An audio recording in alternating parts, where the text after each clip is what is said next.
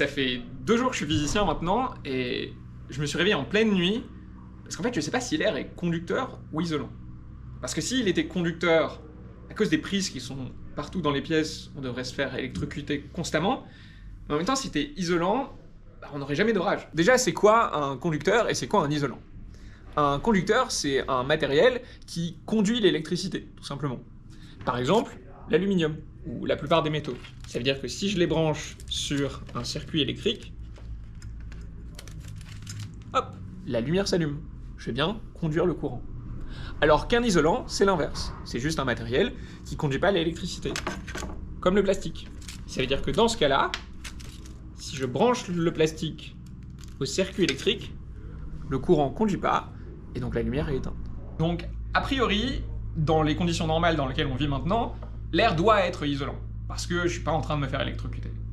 Par contre, regardez.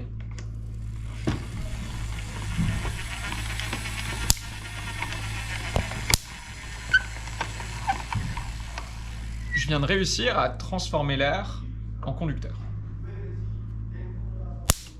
Alors, comment ça fonctionne? Vous avez sûrement déjà tous enfilé un pull en laine où vous avez vu des petits éclairs qui apparaissent, vous êtes sûrement déjà tous fait électrocuter par votre meilleur ami. Ici, c'est la même chose, mais en mieux.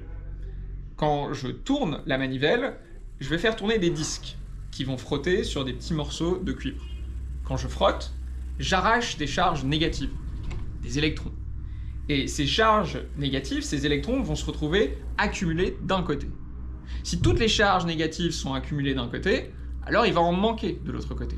Et un manque de charge négative, on peut voir ça comme une charge positive. À force de tourner, j'accumule des charges négatives, et donc j'accumule également des charges positives. Et à un moment donné, il y en a tellement que je vais forcer l'air à devenir conducteur. Alors comme je suis physicien depuis 2 jours, on va essayer d'utiliser des mots compliqués. Les physiciens, quand ils parlent d'accumulation de charges, ils parlent de tension. Et la tension à partir de laquelle l'air devient conducteur, c'est ce qu'on appelle la tension de claquage. Pour l'air, c'est 30 000 volts par centimètre. Ça veut dire ici que s'il y a une séparation entre la charge positive et négative d'1 centimètre, il faut que j'exerce 30 000 volts pour pouvoir voir un éclair qui apparaît. Donc, a priori, dans les conditions normales comme dans la pièce ici maintenant, l'air est isolant. Mais dans le cadre d'un orage, si j'ai énormément de vent et beaucoup de nuages, je vais avoir les masses d'air chaude qui vont monter, alors que les masses d'air froide vont descendre. Et quand les deux se rencontrent, ils vont se frotter. Un petit peu comme avec le pull en laine, ou comme avec la machine ici. Quand ils se frottent, ils vont arracher des charges négatives, donc on va avoir des charges négatives qui vont monter, et on va avoir un déficit de charges négatives, et donc des charges positives qui vont descendre. On va se retrouver avec une accumulation de charges dans le ciel, et une accumulation au niveau du sol.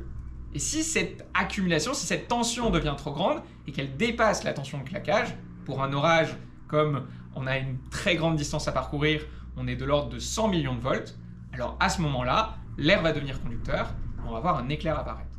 Super, je crois que j'ai la réponse à ma première question de physicien, et je pense qu'on se reverra la prochaine fois que je me réveille en pleine nuit.